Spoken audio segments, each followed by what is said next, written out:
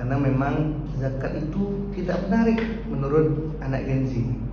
Zakat itu tidak menarik untuk kalangan-kalangan yang mungkin 90-an menuju Gen apa lah ya, kayak gitu. Nah, kadang-kadang orang tak tahu apa itu zakat.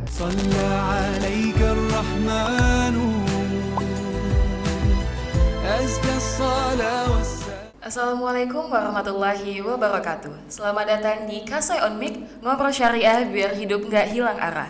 Bersama saya, Diva Oktaviani, the crew of Mic for today. Oke, untuk episode kita kali ini, atau lebih tepatnya untuk episode perdana dari Kasai on Mic pada hari ini, kita akan membahas tentang alasan manusia diciptakan. Sebagaimana firman Allah di Quran Surat Az-Zariyat ayat 56 yang artinya, aku tidak menciptakan jin dan manusia kecuali untuk beribadah kepadaku. Dan kita akan membahas tentang ibadah. Oke, berbicara tentang ibadah, kadang yang terlintas di kepala kita tuh cuman puasa, sholat, atau ibadah-ibadah lain yang sifatnya personal antara kita dengan Allah Subhanahu wa Ta'ala. Padahal ada banyak sekali ibadah-ibadah yang manfaatnya tuh bisa dirasakan oleh orang lain. Nah, itulah indahnya Islam. Jadi Islam itu tidak hanya mengajarkan kita untuk menjadi pribadi yang taat secara spiritual, tetapi juga menjadi pribadi yang peduli kepada sesama secara sosial. Oleh karena itu, Islam mengajarkan tentang berbagi. Dan berbagi itu sendiri dalam Islam tidak hanya cuma satu jenis, ada banyak. Ada infak, ada zakat, ada sedekah, yang semuanya itu tujuannya sama, yaitu menciptakan keseimbangan sosial dan untuk membantu kepada sesama. Nah, oleh karena itu, episode kita kali ini kita akan membahas tentang berbagi atau specifically tentang zakat itu sendiri. Jadi kita akan membahas apa itu zakat, apa itu tujuan zakat, ada berapa banyak jenis zakat, dan bagaimana cara pengelolaannya. Semua itu akan dibahas oleh Bang Ilham Haryoko, SPI. Assalamualaikum Bang Ilham. Waalaikumsalam warahmatullahi wabarakatuh. Oke teman-teman, jadi Bang Ilham ini merupakan branch manager dari Lasnasia Kesma cabang Kepulauan Riau. So for your guys information, ya Kesma itu adalah Yayasan Kesejahteraan Madani yang merupakan lembaga amil zakat yang bertugas untuk dalam pengelolaan dan penyaluran dana zakat, baik itu zakat, sedekah, infak, dan dana sosial lainnya. Atau mungkin biar lebih jelasnya lagi, bisa Bang Ilham jelaskan apa itu ya Kesma, dan berdasarkan profil dari Bang Ilham ini kan sarjana perikanan ya Bang ya? Ya. Gimana ceritanya nih Bang? Abang sarjana perikanan bisa masuk ke Kesma jadi branch manajernya, mungkin bisa dijelaskan Bang? Oke, baik. Terima kasih Mbak Diva. Atas kesempatan mengundang kami di podcast Kesei. Dalam kesempatan ini kami dari Lasnasia Kesma Kepulauan Riau, cabang Kepulauan Riau, sedikit menjelaskan ya. Ya Kesma itu Yayasan Kesejahteraan Madani yang memang izinnya Lembaga Amil Zakat Nasional. Nah, kami sebagai branch manager di Kepulauan Riau itu salah satu cabang yang ada di Indonesia. Kalau cabangnya sudah tersebar hampir 36 cabang di Indonesia, bahkan 1-2 pekan terakhir itu peresmian cabang yang ada di Jepang. Seperti itu. Nah, kalau bertanya tadi tentang sarjana perikanan mengelola atau terjun di dunia zakat, ini ceritanya panjang karena memang sejatinya kami pribadi itu memang suka dengan dunia sosial. Jadi dari awal kuliah kita tuh sering bergerak di lembaga sosial, di lembaga dakwah di kampus. Nah, di situ kita bergerak di sosial, kok kayaknya tertarik gitu. Akhirnya menjelang wisuda kami nyusun skripsi, kami jadi relawan gempa di 2018 di NTB. Di sana Mbak, kayak gitu. Nah, jadi relawan terlebih dahulu ketika gempa, akhirnya berlanjut sampai sekarang di lembaga zakat Kesma Kepulauan Riau. Kalau gelarnya kita kan SPI, Sarjana Perikanan Indonesia. Kadang-kadang sering kita plesetkan dengan Sarjana Pencari Ilmu. Dan kadang-kadang juga Sarjana Pencari Istri, sering dibilang gitu ya. Seperti itu, Mbak. Iya. Jadi gitu ya teman-teman, sekilas tentang Yakesma. Jadi luar biasa, Yakesma ini udah ada cabang satu di Jepang ya Bang ya, yang baru ini. Wow, luar biasa. Oke, mungkin kita langsung aja masuk ke tema kita hari ini. Nah, gini Bang, dalam Islam ini kan ada istilah zakat, ada istilah infak, ada istilah sedekah, yang mana semua itu sebenarnya sama aja kurang lebih ya Bang ya, berbagi intinya gitu kan. Jadi sebenarnya secara konsepnya tuh apa perbedaan dari ketiga ini Bang? Dari ketiga zakat, infak, sedekah ya. Iya. Jadi sebelumnya saya manggil Mbak atau Kakak nih? Kakak boleh langsung Diva aja juga boleh Bang. Kak Diva ya. Iya. Jadi mohon maaf kalau kita cakap bahasa Melayu ya, karena kita di bumi Melayu, di mana langit dijunjung, disitulah kaki dipijak, bumi dipijak ya. Iya. Baik, kalau perbedaan zakat, infak, sedekah itu sebenarnya tiga-tiga itu kategorinya sedekah. Cuma yang membedakannya adalah zakat itu bersifatnya wajib. Zakat itu bersifatnya wajib, harta yang kita miliki yang wajib kita keluarkan.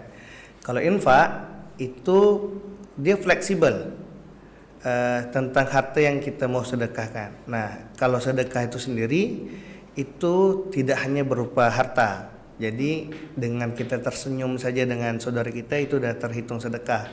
Ibarat kata kalau kita jumpa ranting di jalan, kita pindahkan ranting itu di tengah jalan ke samping, itu pun dah bentuknya sedekah. Artinya mulai dari pikiran, tenaga maupun harta bisa kita sedekahkan seperti itu. Nah, itu yang mendasarnya seperti itu. Oke, luar biasa, Masya Allah sekali. Itulah Islam ya teman-teman. Kita tersenyum saja itu sudah menjadi sebuah ibadah. Makanya seringkali orang katakan senyum adalah ibadah. Karena memang kita ketika berjumpa nih sama Bang Ilham, senyum sama Bang Ilham, sedekah gitu. Jangan saya senyum. Kenapa tuh Bang? Bahaya orang rumah marah. Oke, tak boleh senyum-senyum teman-teman. Oke, kalau gitu kita fokus ke zakat nih Bang. Kenapa sih zakat itu sampai menjadi kewajiban? Karena Abang sebutkan juga tadi kan kalau zakat itu wajib. Apa tujuan utama dari zakat itu sendiri? Dari sisi spiritual maupun sosial Bang? Oke, baik, kita bahas sedikit tentang zakat ya. Jadi kita, kalau saya ini memang bukan ustaz lah, nak sampaikan dalil segala macam. Tapi kalau memang histori sejarah daripada zakat itu sendiri, jadi kalau kita bicara rukun Islam itu ada syahadat, ada solat, ada puasa, ada zakat, ada haji. Nah, tapi itu punya sejarahnya tuh. Dari awal ketika Islam itu datang, kita memang disuruh bersyahadat. Itu ketauhidan kita tuh untuk mengakui Allah dan Nabi Muhammad seperti itu ya. Nah, setelah syahadat ada namanya turun perintah solat. Yang sama-sama kita ketahui lah. Nah, di antara setelah syahadat sama solat itu baru zakat. Zakat itu tahun kedua diperintahkan. Seperti mana tadi di prolog sama Kak Diva, zakat itu hadir karena tadi ada perintahnya. Perintahnya itu di surah At-Taubah ayat 103, di mana kita disuruh mengambil zakat dari harta orang, dan setelah kita ambil harta itu untuklah menyucikan dan membersihkan harta orang yang kita ambil zakatnya, lalu kita doakan. Nah, jadi memang kenapa zakat itu jadi penting, itu salah satu dari rukun Islam yang kita yakini seperti itu. Dan itu memang sudah ada perintah langsung dari Allah SWT di surah At-Taubah ayat 103. Dan zakat itu sendiri sudah ada peruntukannya khusus. Jadi kalau zakat itu peruntukannya khusus, ada 8 asnaf, 8 golongan yang wajib menerima zakat, seperti itu Kak Diva. Jadi kalau infak atau sedekah tadi tak ada dikhususkan. Kalau infak sedekah dia tidak ada khususan ke 8 golongan tadi. Nah, bebas ke siapa aja. Kita mau sedekah ke orang kaya pun boleh. Nah, kita bentuk hadiah dan segala macam gitu. Tapi kalau zakat dia ada aturan sendiri untuk 8 golongan atau 8 asnaf. Seperti itu. Oke, jadi gitu ya teman-teman, untuk zakat itu kenapa diwajibkan? Karena memang bagian dari rukun Islam. Dan zakat itu berguna untuk mensucikan dan membersihkan harta-harta kita. Dan kita juga tidak bisa memberikan zakat itu ke sembarangan orang, karena sudah ada aturan-aturan yang mengatur kepada siapa zakat itu harus disalurkan. Begitu ya Bang Ilham ya? Betul, seperti itu. Oke Bang, terkait zakat ini sendiri mungkin pasti yang lebih awam di kita nih zakat fitrah, karena kan taunya setiap Ramadan diumumkan di masjid bagi yang belum bayar zakat fitrah gitu kan harus segera membayar. Padahal sebenarnya itu dari yang saya cari ada beberapa jenis zakat gitu.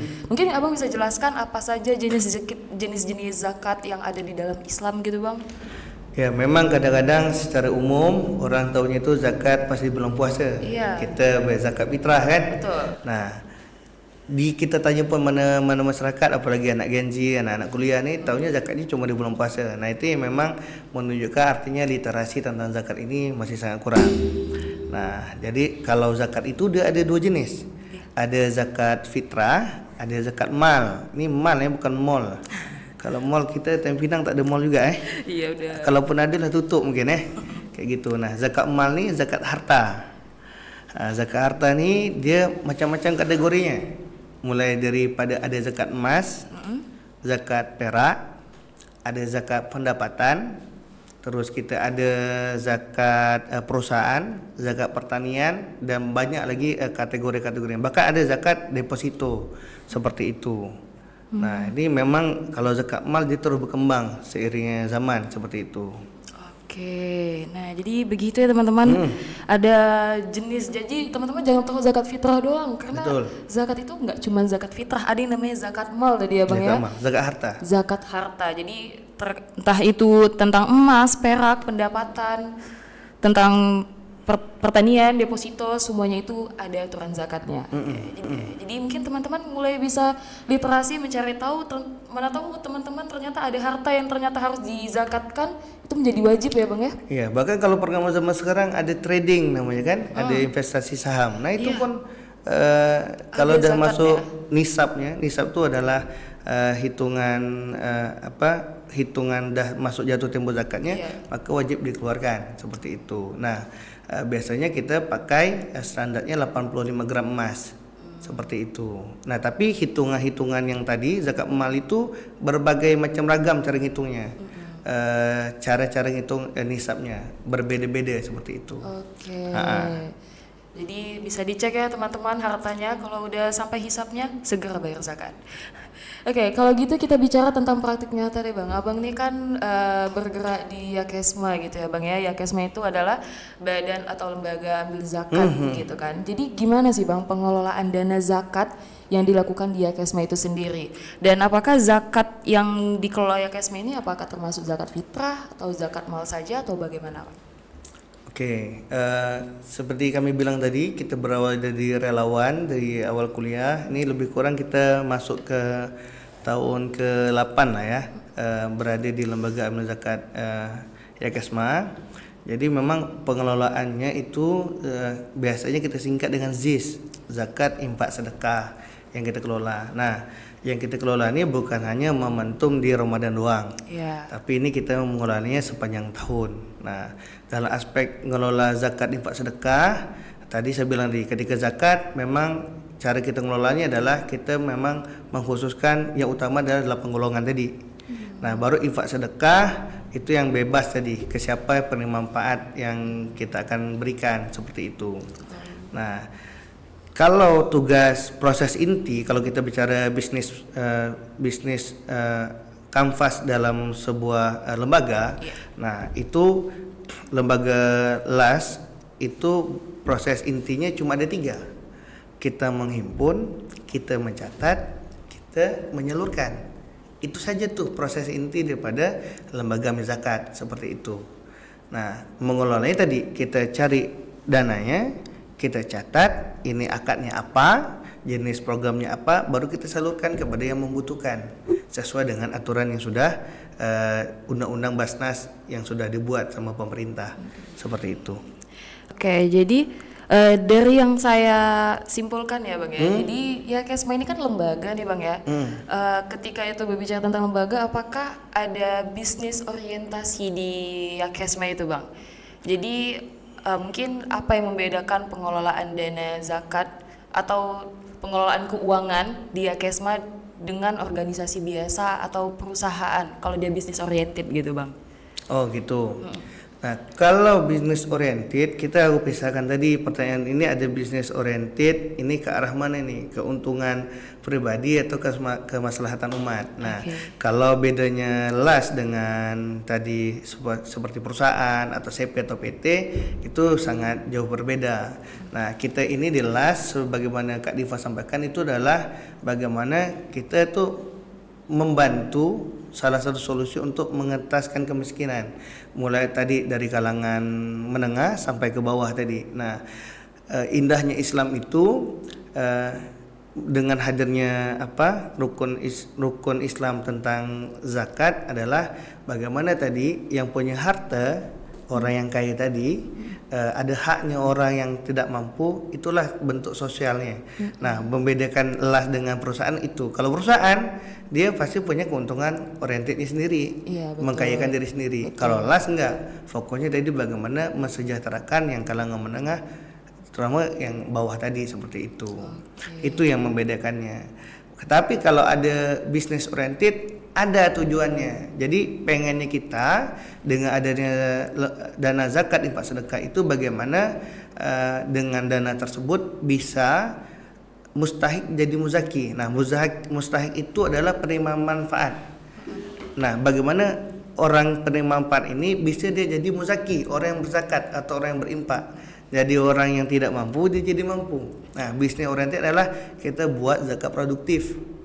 Nah, sebagaimana kita ini banyak usaha-usaha UMKM kecil yang bisa kita support daripada dana zakat infak sedekah. Seperti itu. Nah, jadi bisnis orientednya arahnya mana dulu seperti itu.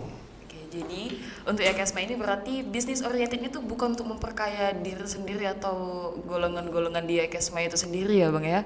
Wah, kita kalau hidup dekat LAS nih, kalau jadi kaya itu jadi pertanyaan something gitu. Kayaknya dari mana gitu. Iya, sedangkan untuk aturannya sudah ada dibuat, kalau untuk dana infak itu cuma boleh ambil 20% untuk operasional. Kalau zakat itu cuma 12,5%. Jadi kalau misal kita kaya, orang kaya nih tiba-tiba kayak mendadak gitu berada di lembaga LAS, kayaknya tuh ada something yang harus jadi pertanyaan seperti itu. Jadi justru kalau ada yang tiba-tiba kaya setelah bergabung itu jadi pertanyaan ya Bang ya? Ya kecuali orang itu punya bisnis yang memang sampingan yang dia punya sendiri. Nah, seperti itu. Nah, jadi gitu ya teman-teman. Jadi bisnis orientednya itu tidak semata-mata untuk memperkaya diri sendiri, tapi justru dari zakat, dari dana sosial yang dimiliki, yang diserahkan atau diambil dari umat gitu ya, bisa digunakan untuk mensupport UMKM seperti itu Bang ya?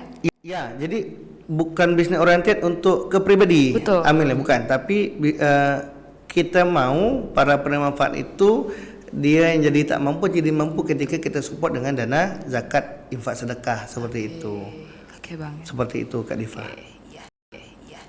Oke, jadi terkait pengelolaan uang umat tadi, dana umat tadi ya Bang ya. Gimana cara lembaga LAS ini menjaga transparansi dan kepercayaan masyarakat gitu Bang? Nah, jadi untuk menjaga transparansi itu karena kita nih ngelola dana zakat dana umat. Iya benar. Nah, tentu kita harus menjaga amanah dengan transparan. Nah, salah satunya adalah kita juga diaudit. Jadi auditnya itu ada dua. Ada audit syariah sesuai syariah sama audit yang tadi peruntukannya sesuai undang-undang apa tidak. Seperti itu. Nah, selain kita diaudit, tiap tahun kita diaudit, tadi saya bilang ada dua tadi, kita juga wajib ngasih laporan kepada stakeholder, dalam hal ini ya tadi pemangku kebijakan pemerintah. Nah, kita tuh akan ngasih laporan kita ke Kementerian Agama dan sama ke Basnas. Seperti itu. Dan untuk menjaga transparansi tadi, kita menuju ke digital. Karena kalau kita menuju ke sistem digital, kita mudah nge-track dananya lebih transparan. Seperti itu. Oke, jadi gitu ya teman-teman. Jadi jangan takut kalau teman-teman ingin menyalurkan zakat teman-teman ke lembaga yang dikelola oleh Bang Ilham, karena tiap tahunnya tuh diaudit dan diberikan laporan kepada stakeholder atau pemangku kebijakan. Dalam hal ini ada Kementerian Agama ya Bang ya, ada Basnas juga. Nah, jadi tak perlu risau. Boleh kita salurkan zakat-zakat teman-teman ke lembaga yang dikelola oleh Bang Ilham ini ya. Oke, jadi setelah bertahun-tahun ini berkecimpung menjadi relawan dalam lembaga LAS ini Bang, apa tantangan terbesar dalam mengelola dana umat tadi Bang? Tantangan kita berada dekat lembaga LAS ini, kalau saya tengok secara garis besar adalah tentang bagaimana kita literasi tentang zakat. Karena memang zakat itu tidak menarik menurut anak Gen Z. Zakat itu tidak menarik untuk kalangan-kalangan yang mungkin 90-an menuju gen alpha lah ya kayak gitu. Nah, kadang-kadang orang tak tahu apa itu zakat. Jadi tantangan pertama adalah bagaimana kita menciptakan kesadaran dan menaikkan literasi tentang zakat itu sendiri. Padahal zakat itu salah satu solusi untuk mengentas kemiskinan dan membantu banyak orang seperti itu. Nah, manfaatnya itu besar, tapi literasi untuk orang paham atau notice tentang zakat, infak sedekah itu masih kurang seperti itu tuh. Oke, jadi mungkin untuk tantangan tersebut kira-kira apa yang udah dilakukan oleh lembaga LAS ini? Nah, tadi kan selain literasi ada tantangan lebih besar setelah literasi. Bagaimana orang yang tidak mampu tadi jadi mampu, dia minimal dia jadi dari mustahik menjadi muzaki. Kalaupun tak jadi muzaki, minimal jadi munfik, orang yang berinfak seperti itu. Itu yang tantangan yang paling berat seperti itu. Nah, yang kita lakukan sejak 8 tahunan ini dan tahun ini terutama, kita membuat program namanya Akademi Zakat. Selain ada Akademi Dangdut, kita buat Akademi Zakat seperti itu. Jadi jangan cuma nyanyi-nyanyi aja gitu Bang ya. Akademi Zakat kita ini adalah kita targetkan yang memang ke adik-adik SMA, anak-anak kuliah, anak-anak SMP yang memang tadi harus kita gaungkan literasi zakat tadi. Kenapa pentingnya itu zakat dan segala macam. Nah, dengan bahasa-bahasa anak-anak Gen Z yang sekarang yang mudah dipahami seperti itu. Itu salah satu kita meningkatkan literasi zakat. Yang kedua adalah bagaimana tadi kita membahas ini di podcast atau tadi kita buat konten-konten yang bagaimana memudah dan orang tuh paham tentang pentingnya zakat infak sedekah seperti itu. Jadi dan yang kami lakukan sekarang juga merupakan salah satu upaya untuk menciptakan kesadaran, menciptakan awareness, meningkatkan literasi teman-teman yang ada di rumah tentang zakat itu sendiri, bekerja sama dengan Lasnas Yakesma cabang Kepulauan Riau. Semoga dari sini teman-teman bisa tahu nih, jadi apa itu zakat kan sudah dijelaskan tadi dengan Bang Ilham gitu ya. Oke Bang, mungkin kita tahan sebentar. Boleh. Jadi untuk informasi kepada teman-teman semua yang punya abang, adik, kakak, om, tante yang ingin melanjutkan studinya ke perguruan tinggi, bisa banget daftar ke STIE Pembangunan Tanjung Pinang, karena STIE Pembangunan Tanjung Pinang saat ini sedang membuka pendaftaran penerimaan mahasiswa baru gelombang kedua. Untuk lebih lengkapnya teman-teman bisa cek di Instagram STI Pembangunan di @STI Pembangunan Tanjung Pinang, atau juga bisa langsung ke website yang ada di Instagram. Oke Bang, kita lanjut lagi ya Bang ya. Boleh. Oke, jadi kami kemarin sudah mengumpulkan beberapa pertanyaan question box via Instagram dari FSI Kolbun Salim. Untuk teman-teman yang belum follow, boleh silakan di follow. Jadi insya Allah podcast ini kami harapkan bisa menjadi agenda rutin kami. Dan oleh karena itu kami membuka question box melalui Instagram FSI Kolbun Salim. Jadi ada beberapa pertanyaan dari followers FSI Kolbun Salim nih Bang. Boleh. Oke, mungkin untuk yang pertama pertanyaannya, Bang, Kak, kalau kita kasih zakat langsung ke orang yang membutuhkan tanpa lewat lembaga tuh boleh gak sih? Atau lebih baik lewat lembaga zakat gitu Bang? Tentang boleh atau tidak itu fakta dan realitanya banyak juga yang menyalurkan zakat itu langsung kepada orang membutuhkan. Dan itu praktiknya memang sudah lama seperti itu. Dan sedangkan memang lembaga zakat atau Basnas itu baru-baru juga lah, baru 20 tahunan kan seperti itu. Nah, kalau tentang boleh, prakteknya sudah ada yang memang berikan zakat langsung. Cuma secara etis, secara untuk menjaga kehormatan, lebih baiknya kita menyalurkan ke lembaga yang memang sudah ditunjuk pemerintah. Artinya bukan tentang aturannya, tapi tentang contoh seperti ini. Misalnya ada dalam satu kampung, ini ada orang kaya, ada orang miskin nih. Nah ini dan orang kaya itu punya anak, orang miskin pun punya anak. Betul. Oke ya. Nah si anak orang yang tak mampu ini dengan anak orang kaya ini dia berkawan nih, satu angkatan lah anaknya, betul lah. Nah ketika pas masanya untuk menyalurkan, betul lah. Orang kaya ini langsung menyalurkan, betul lah, langsung menyalurkan betul. Ke orang itu. Tapi itu ada rasa yang kurang seperti kayaknya kurang etis lah untuk langsung tampak langsung ya.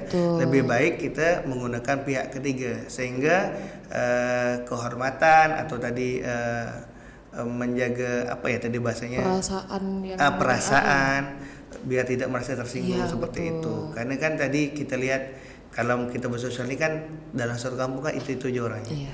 Nah, lebih baik kalau menurut saya kita salurkanlah ke lembaga atau yang memang yang ditunjuk sama pemerintah.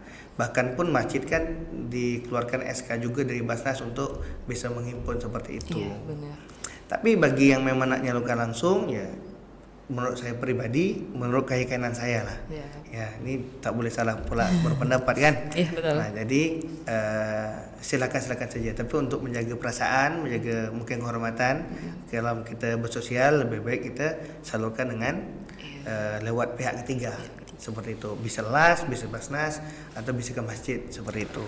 Jadi untuk siapapun yang memberikan pertanyaan ini, jawabannya kalau ditanya boleh atau enggak, ya boleh-boleh aja. Prakteknya udah banyak yang dilakukan langsung gitu. Sebelum ada lembaga zakat, sebelumnya pasti orang akan zakat ya langsung menyerahkan ke penerimanya gitu. Tapi mungkin untuk menjaga perasaan si penerima tadi, untuk mungkin biar dia juga nggak merasa rendah diri jadinya karena menerima zakat itu, bisa lewat pihak ketiga, dalam hal ini ya lembaga-lembaga yang memang ditujukan untuk sebagai pengelola zakat itu tadi ya Bang ya. Mungkin untuk tambahannya adalah sejak di zaman Nabi ada profesi namanya amil.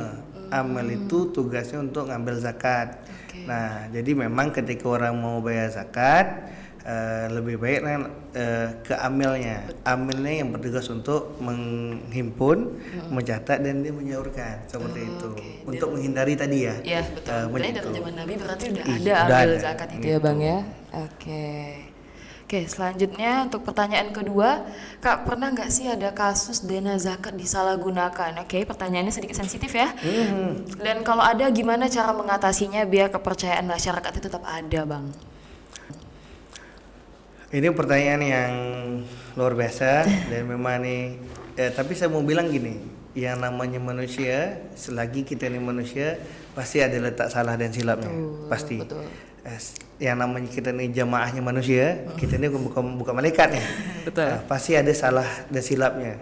Makanya saya sering tekankan ke teman-teman, paling penting itu adalah kita menjaga trust, menjaga amanah itu kepada donatur, orang yang berzakat atau orang berinfak, bagaimana itu tersampaikan memang orang yang membutuhkan.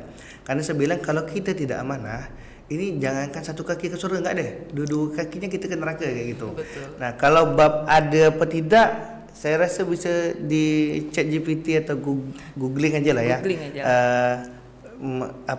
Lembaga-lembaga yang mungkin kurang amanah atau seperti apa. Karena ini memang kita tidak boleh nyebut instansinya lah. Seperti itu biar nanti teman-teman bisa googling lah.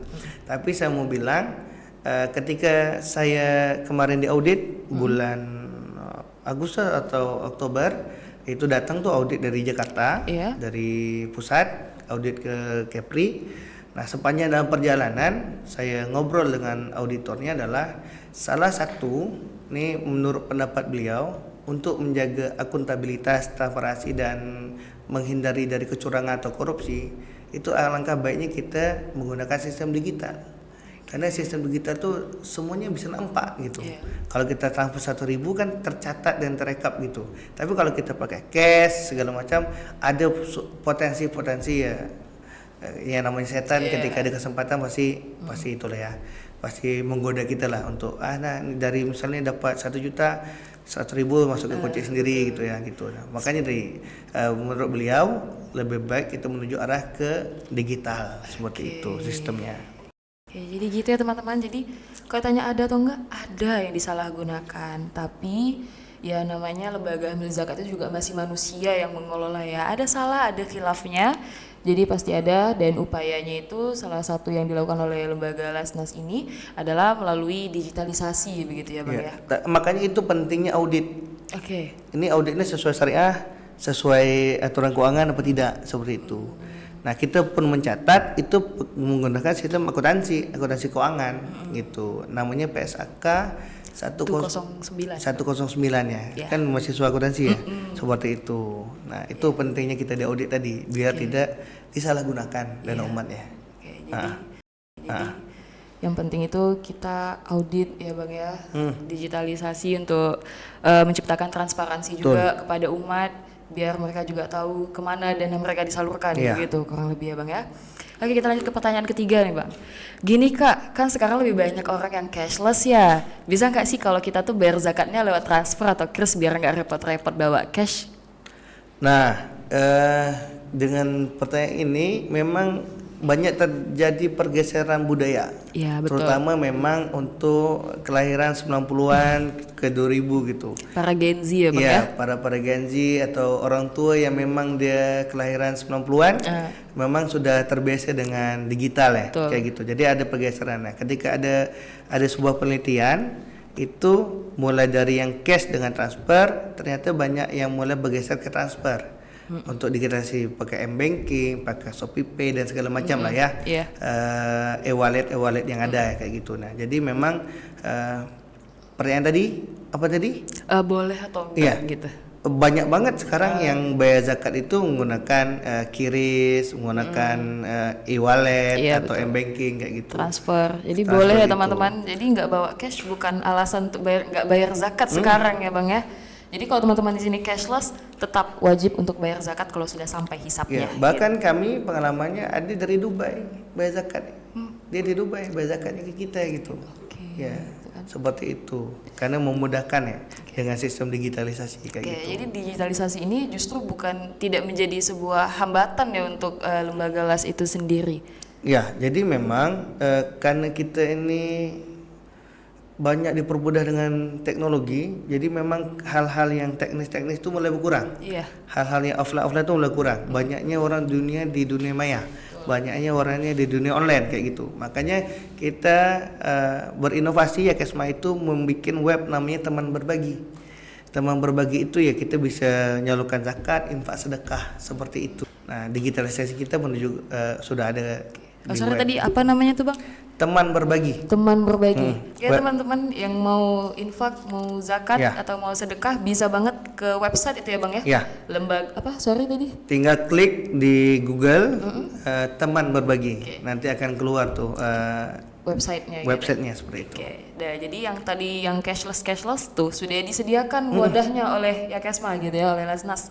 Ada Teman Berbagi, silakan searching di Google, serahkan infak dan sedekah kalian untuk sesama guys. Oke, mungkin pertanyaan terakhir deh Bang, apa harapan Abang kepada generasi-generasi muda mengenai zakat ini sendiri Bang? Oke, baik ya. Ini sesuatu tema sebenarnya yang tidak menarik untuk anak muda ketika kita bahas zakat, puasa atau sholat ya. Karena Gen Z ini menariknya yang game-game segala macam ya gitu. Tapi saya mau bilang zakat, infak, sedekah itu sesuatu yang fundamental yang memang sebenarnya sangat banyak membantu untuk kalangan menengah ke bawah. Tapi saya bilang lembaga LAS atau badan amal zakat itu tidak bisa berdiri sendiri. Kita harus berkolaborasi. Nah, kalau harapan untuk anak muda, kita harus mulai melek dengan literasi zakat, infak, sedekah tadi. Bagaimana anak-anak Gen Z ini kita bisa kolaborasi dengan anak muda, kita bisa menciptakan peluang apa yang bisa kita buat dengan dana zakat dan infak sedekah. Nah, kolaborasi ini tadi saya bilang tidak hanya di lembaga amal zakat, tapi dengan adanya podcast, dengan adanya anak-anak konten-konten segala macam, bagaimana tadi kita bisa nih berkolaborasi untuk mensejahterakan masyarakat kita. seperti itu. Kita naikkan literasinya, kita buat aksinya. Betul. Apa yang bisa kita lakukan. Makanya kami punya tagline di Yakesma itu di Kepri, kita itu terus bergerak, kita berperan dan kita berdampak. Nah, harapan saya tadi kita bergerak sama-sama, kita ambil peran dan kita kasih dampak ke masyarakat. Betul. Seperti itu, Kak Diva. Oke, nah jadi untuk Yakesma ini sebenarnya ada sistem ini nggak sih Bang, rekrutmen atau gimana gitu? Mana tahu nih teman-teman penonton di rumah ada yang mau join gitu? Ya, jadi di Yakesma itu membuka luas sebebas-bebasnya untuk join dengan Yakesma. Kita ada namanya sistem afiliator. Iya. Jadi bukan hanya yang warna oranye, warna hijau tuh ya. Saya tak nyebut mereknya ya, punya afiliator, tapi Yakesma juga punya afiliator. Jadi bisa jadi afiliator Yakesma di teman berbagi. Jadi semuanya bisa jadi teman berbagi. Seperti itu. Nah, itu kita udah siapkan sistemnya untuk jadi teman berbagi di website kita kayak gitu. Oke, jadi gitu ya teman-teman. Mungkin teman-teman ada yang setelah menonton podcast ini kayak kayaknya ya aku harus lebih sering berbagi lagi gitu ya. Jadi bisa banget kalau mau join ke Yakesma melalui teman berbagi bisa jadi afiliator dari Yakesma gitu ya Bang ya. Terus karena kita sebagai generasi muda ini sebenarnya adalah orang-orang yang akan melanjutkan Bang Ilham di masa depan begitu kan, akan menjadi ya amin ya Bang ya. Amin. Akan jadi Bang Ilham selanjutnya di masa depan, karena manusia itu pada dasarnya tidak akan kekal selamanya gitu kan, nggak mungkin tidak ada penerusnya gitu ya Bang ya. Ya jadi tadi bisa dicek-cek teman berbagi, kalau misalnya teman-teman ada ketertarikan untuk berbagi kepada sesama menjadi afiliator Yakesma, bisa cek di teman berbagi. Oke, dengan mengucapkan alhamdulillah, masya Allah. Terima kasih banyak kepada Bang Ilham atas ilmu dan insight yang semoga bisa memotivasi penonton dan teman-teman semua di rumah untuk terus berbagi, untuk terus infak, terus sedekah, dan sadar bahwa setiap harta yang kita punya itu ada zakat yang harus dikeluarkan. Ada hak orang lain. Benar. Setiap harta yang kita punya itu ternyata ada hak orang lain di dalamnya gitu ya Bang. Dan insya Allah semoga melalui lembaga Lasnas Yakesma cabang Kepulauan Riau kita semua bisa menyalurkan harta-harta yang menjadi hak untuk orang lain gitu ya Bang ya, kira-kira. Ya, seperti itu insya Allah. Mungkin ada tambahan lagi Bang sebelum ditutup?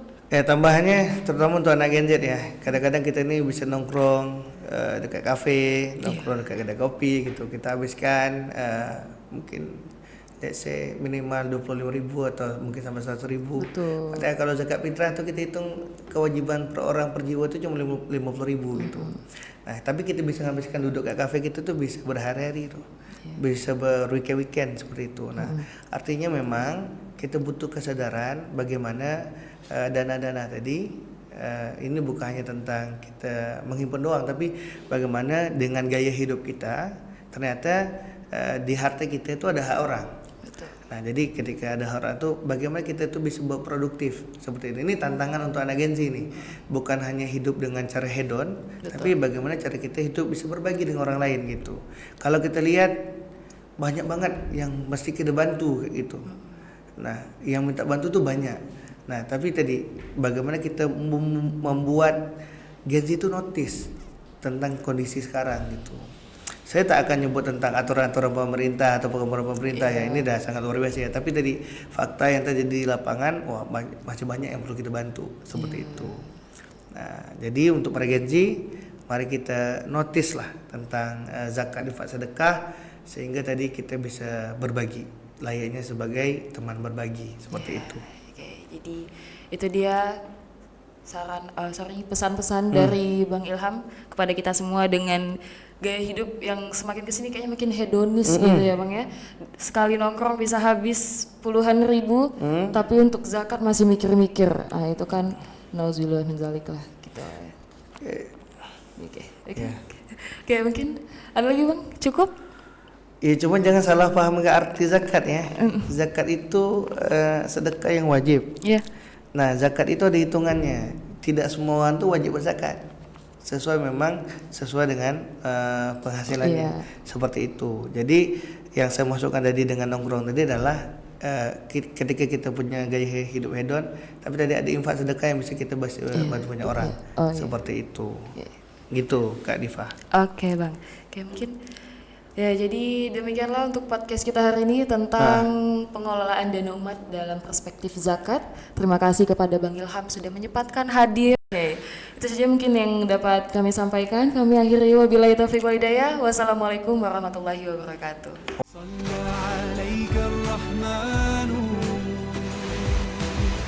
أزكى الصلاة